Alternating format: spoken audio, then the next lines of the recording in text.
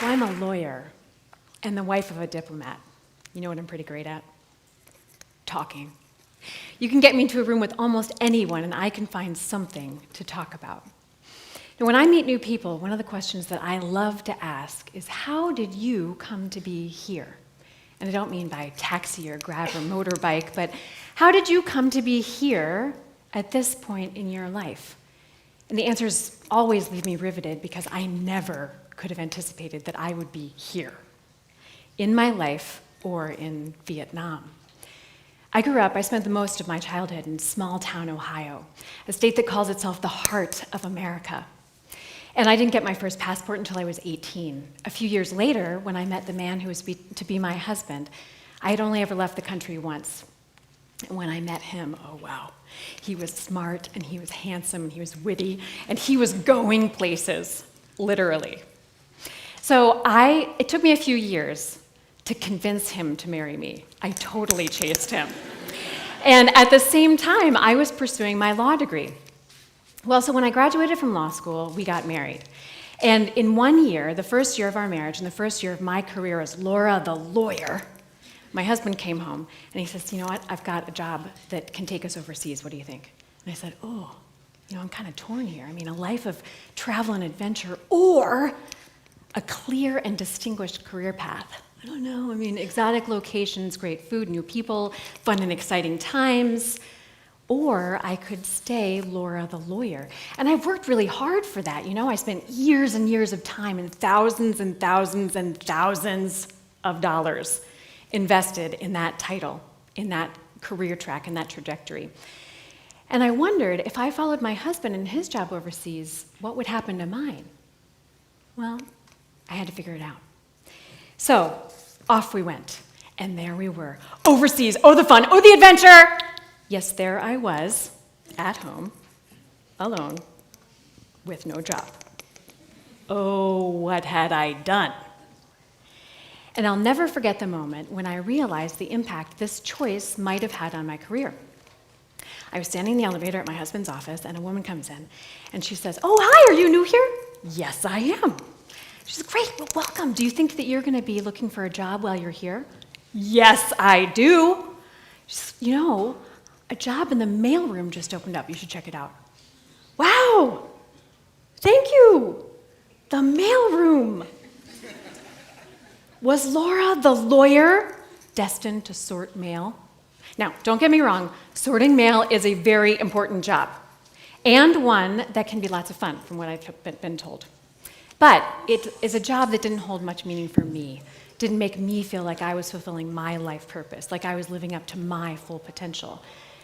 And the question made me wonder, had I sacrificed my career, my chances for success, by following my husband? Now, at the time, it certainly felt like it, and I was sad and angry and resentful. And these feelings are not unique to me or to the expat population or to anyone who considers himself a trailing spouse or an accompanying partner. It can also be the parent who chooses to stay home and raise children, or the child who, once grown, returns home to take care of an aging parent. Here in Hanoi, it can be the educated woman who, when she decides to get married, leaves her family to join her husband's. It's anyone, anywhere, who chooses to change their life course for the sake of, for the love of, another. And of course, we love our spouse, we love our kids, we love our parents, and we would do anything for them. And that's why we make those choices. It's to be with them, to support them. But when we do that, we sometimes also can't help but wonder, well, is this what I was meant to do? Now, was I meant to sort mail? No, I didn't end up working in the mailroom, and yes, I did find a job everywhere we lived. Tunisia, Egypt, Saudi Arabia, Syria, Israel, and Vietnam. And in every place, I have held some really interesting jobs.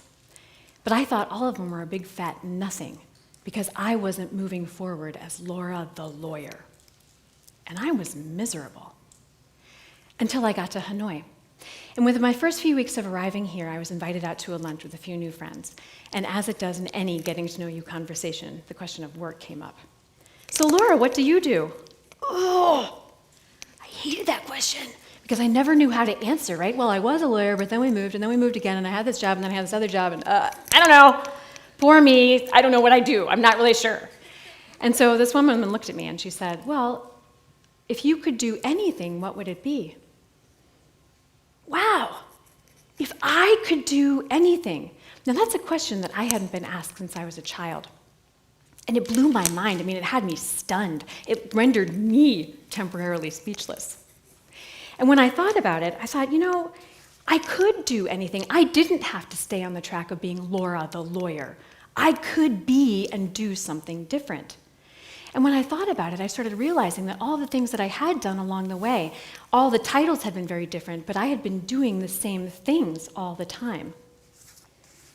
I suddenly saw that each of those pieces were fitting together, and it felt fantastic. True, I had not accomplished the same things that my law school classmates had accomplished, but I had done a lot. I had lived all over the world, and in every place I had found a way to move forward, to grow. I may not have succeeded at moving forward as Laura the lawyer, but wow, did I do well at being Laura the motivator, Laura the advocate, Laura the writer, Laura the persuasive speaker. And looking back and looking forward, if I could do anything, well, I think I would like to help other people gain this amazingly empowering perspective that I had just been gifted. And so here I am. And it took me 16 years and jobs in 7 countries to get here and to realize that I had found success in every place. So please, let me save you some time in your journey. There are 3 key steps that you can take to find success anywhere you are. Step 1, be open to and ready for change. In 1989, Charles Handy wrote a book called The Age of Unreason, and in it, he predicted that careers would be a portfolio of different jobs rather than one position that lasted for decades. Guess what? He was right. In 2007, the New York Times recognized that when it comes to careers, change is the only constant. If jumping off track once was stigmatized, it now has cachet. Career change has cachet. At that time, they predicted that people would change jobs an average of 3 times. But by 2010, the number had jumped to 7. By 2015, the number had jumped to 10. And in March of this year, the US Bureau of Labor and Statistics estimated 12 to 15 careers per person. 15 careers per person. That's right, if you haven't changed jobs not just once, but a few times, you are behind the times. Changing jobs can be a strength. It can be an asset in your professional development. It can show that you're flexible, adaptable, resilient, and that you have creative problem-solving abilities. In Handy's words, change, after all, is only another word for growth, a synonym for learning. We can all do it, and here's the key, enjoy it if we want to. Which leads us to step number 2. Embrace the experiences, ditch the titles. Today, a successful career is not based on a single job title, the same job in different locations. It's the process of diligently developing and then quickly adapting a set of skills to answer life's challenges. I might not have been Laura the lawyer every place we lived, but in every location I served as a talented writer, a persuasive speaker, an advocate for those who needed my voice. These were the common threads that tied my professional experiences together. So ask yourself, what are the skills that you consistently use in everything that you end up doing? Therein lies your strength, your story, your path to success. Author Jeff Goins wrote The Art of Work recently. It's a really great book. You should read it.